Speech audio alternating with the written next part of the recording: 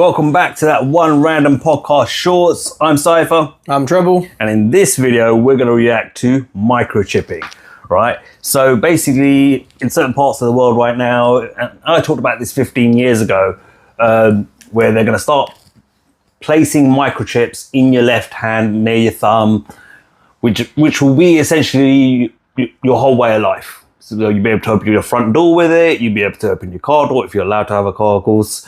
You'll be able to go to work. When you go to work, to get through the door, you'll swipe. When you're paying for things, you'll swipe the microchip. All that sort of thing. Everything will be in that little tiny microchip. And of course, they'll be able to track you and everything else you do. But of course, that's just a conspiracy, you know, look at the greater good.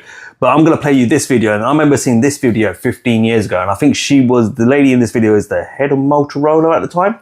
And she was just showing the design of the chip. And then what I'm going to do is we're going to flip over and I'm going to show you a video on YouTube of Sweden and how they have heavily embraced these microchips. They don't see anything wrong with it. They all love it. Some of them even have two of them in both hands. Yeah. But let's just play this content right now first, and then we'll flip over to the YouTube video as well. We can just tell. I have one right here. Well, here, I'll let you hold it. Would you like to hold it? I'll hold it. Okay. So, You guys see it? this pill has a small chip inside of it with a switch. It also has what amounts to an inside-out potato battery. When you swallow it, the acids in your stomach serve as the electrolyte, and they power it up, and the switch goes on and off.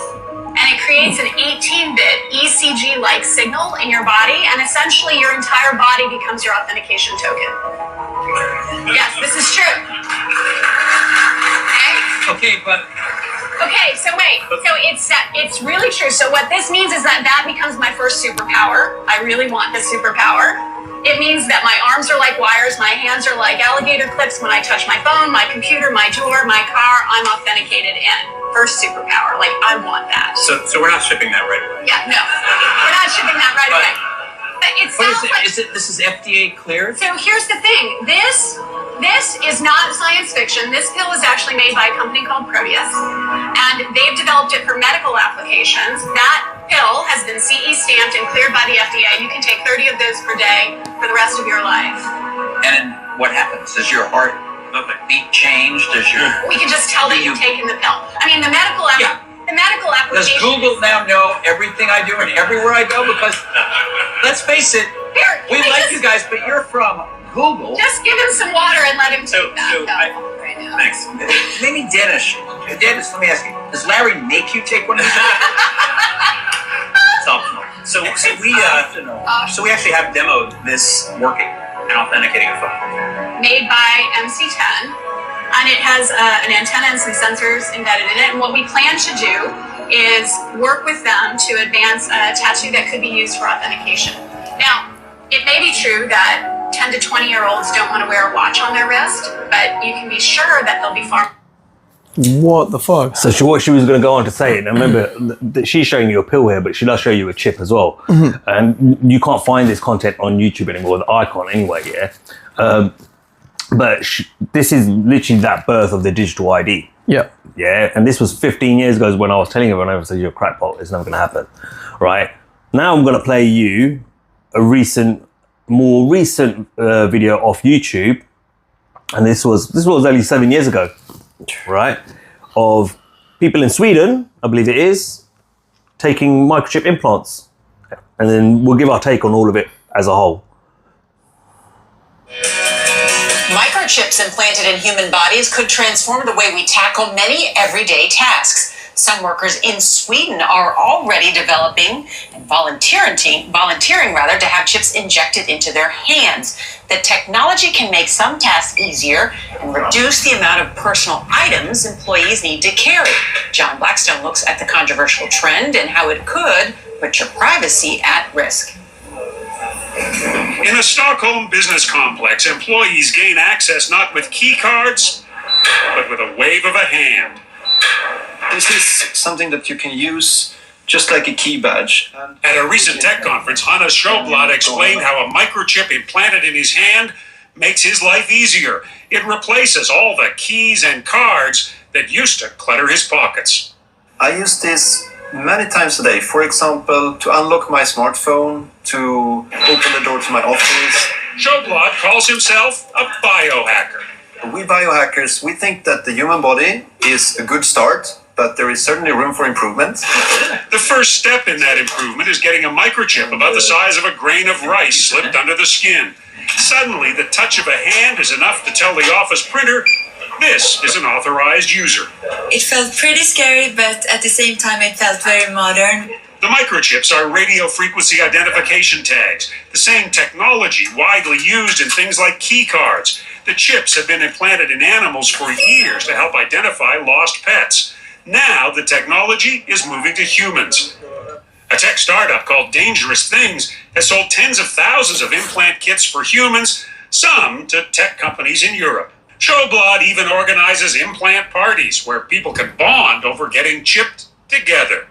I love gadgets, and now I kind of feel like I'm a gadget myself. Even a car door can be tweaked to open with a touch, but each touch leaves a digital footprint, and that can compromise privacy.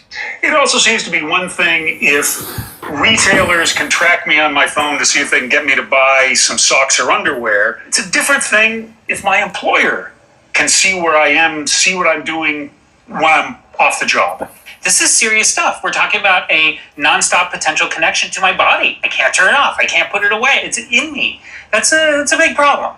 Even a dedicated biohacker has concerns. It's very easy to hack a chip implant, so my advice is don't put your life secrets on a chip implant. Somebody put an implant inside me. I found it this morning. Back in 2004, the Manchurian Candidate suggested a future where humans are chipped and controlled. We have been warned. It's about educating the people and giving every person the tools, not only how to use the technology, but more importantly, when it's being used against you. But biohackers also predict the next generation of chips will save lives by monitoring health and fitness. For now, being chipped means never having to say you're sorry you forgot your key card. For CBS This Morning, John Blackstone, San Francisco. I'm fascinated by this. I've always thought it was the future, that it would carry your medical records, that it could track your fitness, that You could buy your groceries with it. right, like an Apple Pay or something. All in. Yeah. I'm skeptical. I'm scared of becoming a cyborg, but if you guys go first, I'll join you. Shit. So he literally said, I'm all in. Damn. Oh, man. You know, it's going to happen, isn't it? It's going to get more popular. I think the more people, the sheep, start to want it, it's going to happen. I read in the David Icke book back in from 1995, The Truth Shall Set You Free. And on one page, he breaks it down what the goal is. You know, one world government, one world military, mass vaccination, microchip population, and cashless society. And, you know, back in those days when you were saying cashless society even, it sounded crazy, you know, in the 90s where you could still go to the shop and pay with a check. You know, the idea of a cashless society sounded crazy, but look at today where I've never had a check. I've never written a check in my life. And I've not written a check in donkey years. And you know, even cash is starting to fade out. Credit cards, like people don't even use cards anymore. They're using contactless payments on their phones and stuff. And the natural evolution of it goes from, you know, of technology went from a desktop. You had a computer on your desktop. Then you went to a laptop and you had it on your lap. And then it went to, you know, stuff like a smartphone or a tablet where you can handheld devices. Then it went to wearables, and then you got now like Apple Watches and Google Glasses and these new VR kind of headsets. The next step after that is implant. It's going to go inside you. And, you know, this is from 7 years ago, this video, you know, that was microchip technology. This is from 2 years ago. Let's show. They've got nanochips now. Nanotechnology is even smaller. But let's show this guy. This is really about payment. Well, many have started paying for things with their phones, even watches. One company, though, wants to take that technology to another level by implanting a chip in your hand. So, the overseas company Walletmore is selling the microchip in parts of Europe. It's about the size of a grain of rice, goes under the skin. It's then activated using a digital wallet app. The chip is going for about $300, and the company says at least 200 people have gotten them implanted already. I would have many questions for a doctor about that. Yeah, how It healthy didn't look is very that micro, did it? Yeah, it was pretty big. It was a pretty big chip. I mean, a paper cut hurts. You're gonna put a thing like that, in what your happens if hand. you have to change banks? You gotta like These clowns want to make jokes about it, but It's a really serious conversation. But at least they're not like the other news presenters saying, I want it, I'll get it if you get it. At least these guys how are long saying, before like, they are doing that? That's true. And coercing us into doing it. Well, You're an idiot if you don't do it. For sure. And then it's you're a Nazi if you don't do it. And all the other bullshit that comes with it. As I said, like it's going to go to nanochips, and when it's, at the moment, a microchip is... nanotechnology. They've talked about nanotechnology in medication. Yeah. It's smaller than a cell. Yeah. So- There's on YouTube, but we'll talk about that some other time. But they've talked about what happened a few years ago. We know about and introducing nanotechnology into that jibby jib jab into the I'm gonna call it all right, into the thingy bob, the squirter, the shotty, all right. You all know what we're talking about, and they've done videos on that, and it's on YouTube where they're describing how they're trying to design it that way and do this and that. So, and the scary bit though is when it becomes so normalized that if you don't have it, you are now at a disadvantage to society. Just like how everybody has a phone. Let's not lie. You have to have a phone these days. I mean, you can try. Do I need a smartphone? You can try live without one. I've got a card. I've got a card. But eventually, but even then, because right now you can live without a smartphone. You can. You just means it's going to take you longer to do things. A lot longer though. But I mean, even stuff like messaging services, like WhatsApp and stuff. If you want a takeaway, you need to go and get a takeaway. Yeah. You might not be able to get a cab necessarily because everything's on Uber and Bolt and all that sort of stuff. There are mini cab drivers out there still, but I'm sure you could find a mini cab driver local. Do you know what I mean? At the moment, you can live without a phone. It's hard though, because like a lot of like work and employment, people rely on emails on their phones or checking their portal for what time they start their shift. And say, jog on, give me one and I'll carry it when I'm at work.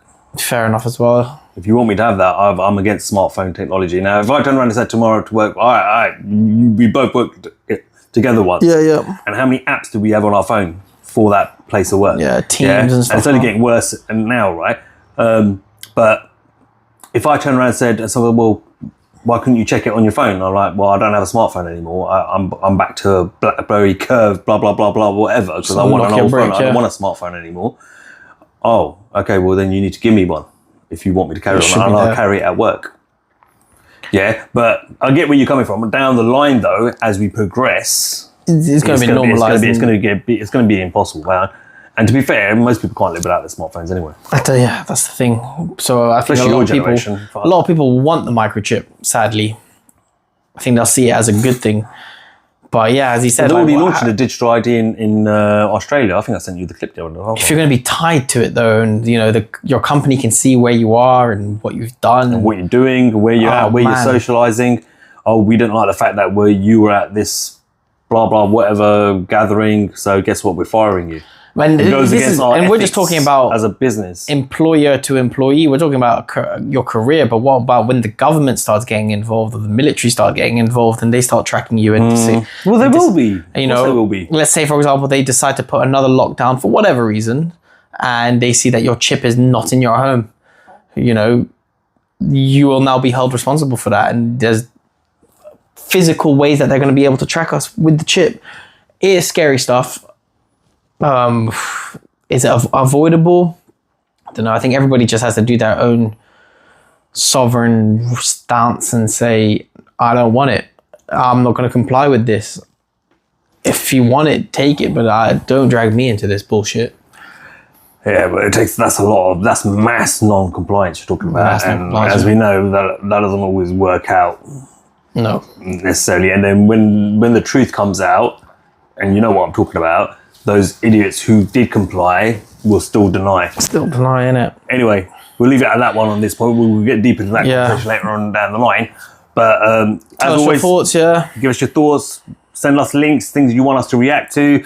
As always, like, share, subscribe. Will you be getting the chip if it comes out? Yeah, let us know. Until next time, we out. Peace.